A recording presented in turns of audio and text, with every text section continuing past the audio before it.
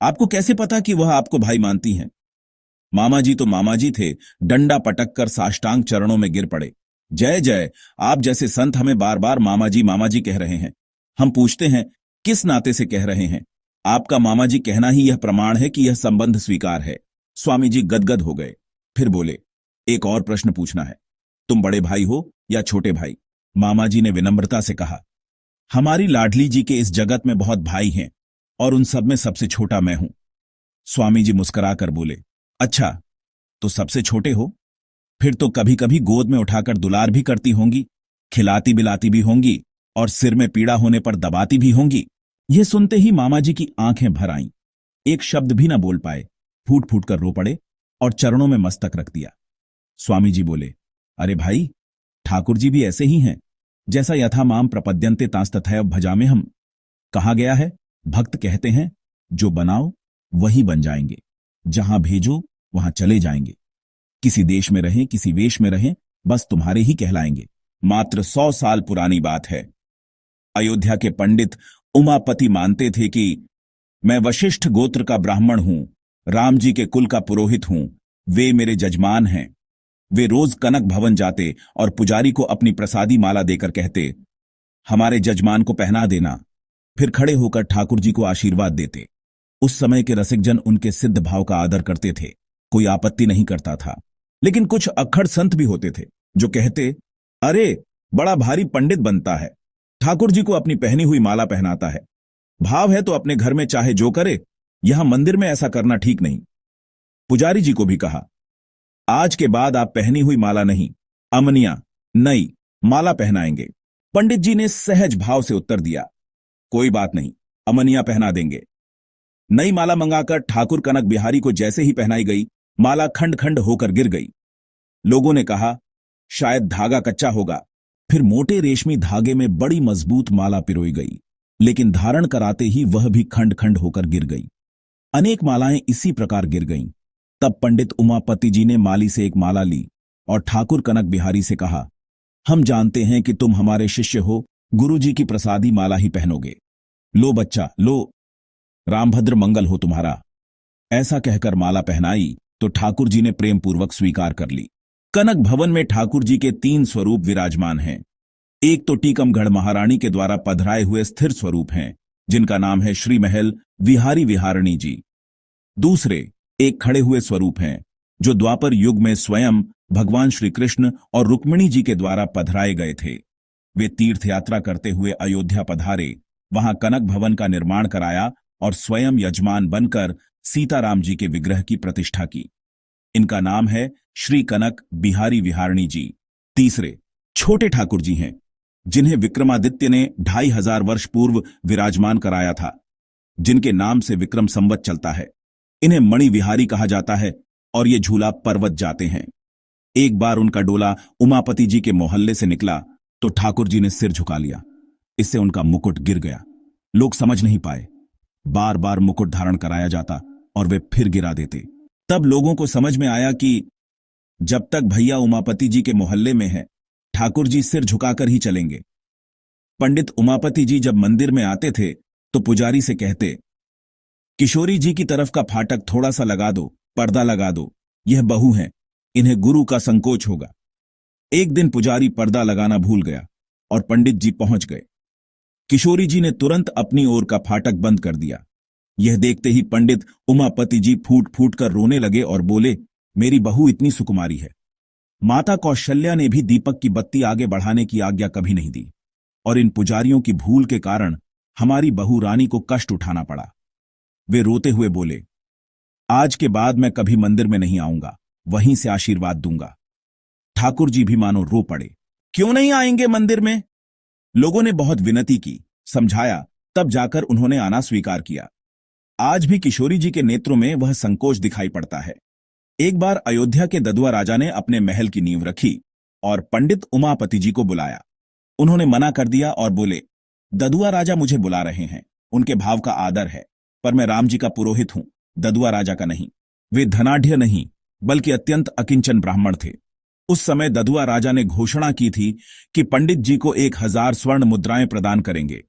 ये हमारे अयोध्या की शोभा है, किंतु पंडित जी का भाव यही था कि हम राम जी के पुरोहित हैं, किसी साधारण राजा की पुरोहिताई कैसे कर सकते हैं। इस प्रकार ठाकुर जी के प्रति उनके भाव का सदा आदर किया जाता था। श्री गोसाई जी ने ठाकुर जी की रागभोग सेवा के लिए अष्टछाप की स्थापना की। श्री वल्लभाचार्य महाप्रभु जी की शरण में सबसे पहले श्री कुंभन दास जी आए, उनके बाद सूरदास जी, फिर परमानंद दास जी और फिर कृष्णदास जी शरण में आए। ये चारों महाप्रभु जी के शिष्य थे। श्री गोसाई जी के चार प्रमुख शिष्य थे, श्री गोविंद दास जी महाराज श्री धाम जी के अवतार, श्री चतुर्भुज दास जी, श्री छीत स्वामी जी और श्री नंददास जी महाराज। ये सभी मिलकर अद्भुत राग भोग की सेवा करते थे। एक दिन गोसाई जी भोग के बाद प्रसाद पाने बैठे तो देखा कि साग में घास का एक तिनका है। इसे देखकर वे रोने लगे। प्रसाद को साष्टांग प्रणाम करके वे एकांत में चले गए। सभी सेवकों को मानो सांप सूंघ गया। किसी ने भी जल तक ग्रहण नहीं किया। सारा का सारा श्रीनाथ जी का प्रसाद गौ माता को खिला दिया गया। गोसाई जी सेवा में भी नहीं पधारे। शयन आरती के बाद सब आकर रोने लगे और विनती करने लगे, क्या अपराध हो गया।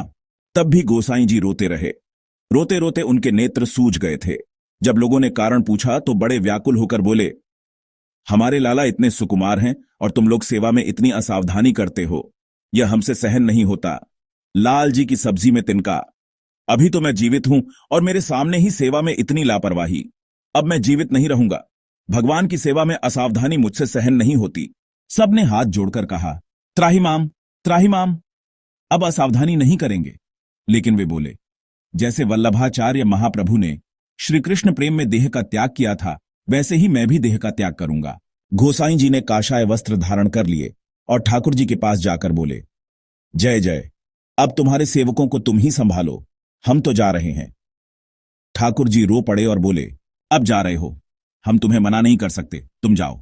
लेकिन मेरी एक प्रार्थना है, मेरे अंग से यह पोशाक उतारकर मुझे भी अचला लंगोटी धारण करा दीजिए, मुझे भी विराग्य के वस्त्र पहना दीजिए। गोसाई जी बोले, जय जय, आपके पास बहुत मुकुट और पोशाकें हैं, अब काशाय वस्त्र क्यों पहनेंगे। ठाकुर जी ने कहा, आप काशाय पहनेंगे और मैं पोशाक पहनूंगा। नहीं, मुझे भी अपने साथ रख लीजिए, मैं आपके बिना नहीं रह सकता। यह सुनकर गोसाई जी ठाकुर जी से चिपटकर रोने लगे। भगवान ने भी रोते हुए कहा, जब मैं बुरा नहीं मानता तो आप इतना बुरा क्यों मानते हो भैया। मानो शरीर धारण करने का यही फल है कि ऐसा अनुराग ठाकुर जी में हो जाए, ठाकुर जी ऐसे रीझ जाएं। कलयुग में यह दुर्लभ है कि भगवान स्वयं भक्त को इस तरह रोकें। हे प्रभु, दैन्य ही आपकी कृपा का हेतु है। जिसमें दीनता नहीं, उस पर आपकी कृपा नहीं हो सकती। परंतु हे नाथ, मुझ में वह दैन्य नहीं है। हे प्रभु, हे राधेश, मुझ पर कृपा करो, जिससे वह दैन्य मुझे प्राप्त हो जाए। षड्विद्या शरणागति में अंतिम है दैन्य। जितना हो सके अपने को दैन्य भाव से भर लो, एकदम मिटा दो अपने आप को। श्री गोसाई जी का चरित्र अत्यंत विस्तृत है। उन्होंने अपने सातों लाल जी को अलग अलग सेवाएं प्रदान की और वैष्णवों को बुलाकर पुष्टिमार्ग का सिद्धांत समझाया। साथ ही इसके प्रचार प्रसार का उपदेश भी दिया। किसी को समझ नहीं आ रहा था कि गोसाई जी ऐसा उपदेश क्यों दे रहे हैं। अचानक वे उठे, सेवकों को बुलाकर कहा, सेवा में प्रमाद मत करना। इसके बाद वे श्री गिरिराज पर्वत पर चढ़ गए। पीछे से वैष्णव व्याकुल होकर दौड़े। सबके देखते देखते गिरिराज जी में एक कंदरा प्रकट हुई और श्री गोसाई जी उसमें प्रविष्ट हो गए। उस समय अपने चतुर्थ पुत्र श्री गोकुलनाथ जी को गोसाई जी ने अपने कंठ की माला उतार कर दे दी थी। कुछ आगे बढ़े तो उनके ज्येष्ठ पुत्र श्री गिरिधर लाल जी ने उनका उत्तरीय पकड़कर खींचा। पटका उनके हाथ में आ गया। तभी ठाकुर जी की आकाशवाणी हुई, उत्तरीय से ही गोसाई जी की सारी उत्तर क्रिया संपन्न करो। और सारा कर्मकांड उसी उत्तरीय से किया गया। जब श्री गोविंद जी इस नश्वर संसार से विदा होने लगे, तब पूरा वृंदावन मानो शोक में डूब गया। जमुना जी के तट पर जहां से अनगिनत बार उनके कंठ से राधा कृष्ण के मधुर पद गूंजे थे, वहीं तट आज मौन था। पेड़ पौधे, लताएं, यहां तक कि कोयल भी जैसे अपनी बोली भूल गई थी। अष्टछाप के कवि जो उनके साथ मिलकर ठाकुर जी की सेवा और राग भोग में लीन रहते थे, सबके नेत्रों से अश्रुधारा बह रही थी। गोसाई जी सदा के लिए अपने कृष्ण में लीन हो चुके थे। उनके जीवन की एक मुख्य घटना इस प्रकार है। श्री गोविंद जी के विषय में यह बहुत प्रसिद्ध है कि जब वे मंगला के समय भैरव अथवा भैरवी राग में पद गाते थे, तो ऐसी स्थिति हो जाती थी कि आरती करने वाले गोसाई जी की भी आरती ठहर जाती थी। जो जिस मुद्रा में होता वहीं चित्रलिखित सा स्थिर हो जाता। जमुना जी के किनारे जब कभी पद गाते तो गोता लगाने वाला गोता लगाए ही रह जाता, वस्त्र निचोड़ने वाला वैसे ही ठहर जाता। तानसेन से उनकी प्रशंसा सुनकर बादशाह अकबर भी आया। उस समय वे नंद घाट की बुर्ज पर बैठकर गा रहे थे, अकेली जान जायो राधे श्री जमुना के तीर। बादशाह छिपकर सुन रहा था और वह भी जड़ हो गया। सहसा उसके मुख से निकल गया, वाह वाह। श्री गोविंद जी ने गाना तुरंत बंद कर दिया और झांक कर देखा तो बुर्ज की छाया में अकबर बैठा था। पूछा, कौन है वाह वाह करने वाला? तानसेन ने परिचय कराया, शहंशाह अकबर। आपने कहा, अब राग झूठा हो गया, यह श्री जी के योग्य नहीं रहा, और वे मौन हो गए। अकबर चला गया। उसके बाद श्री गोविंद जी ने भैरव से मिलते जुलते अन्य राग तो गाए, लेकिन भैरव राग कभी नहीं गाया। उनकी सारी कला केवल ठाकुर जी के लिए ही थी। यह कथा भक्तमाल ग्रंथ का एक दिव्य अंश है। जहां भी भक्तमाल की कथा ठाकुर जी को श्रद्धापूर्वक सुनाई जाती है, वहां स्वयं राधा रानी और भगवान श्री कृष्ण सदा सर्वदा वास करने लगते हैं। ऐसे पुण्य के भाग्य बने। इस पावन कथा को अपने सभी भक्त मित्रों के साथ अवश्य साझा करें। हम आपसे निवेदन करते हैं कि हमारे इस आध्यात्मिक प्रयास को समर्थन दें। कृपया इस चैनल को लाइक करें, सब्सक्राइब करें और बेल आइकन दबाकर इस भक्ति की गंगा को और आगे बढ़ाएं। जय श्री राधे, जय श्री कृष्ण।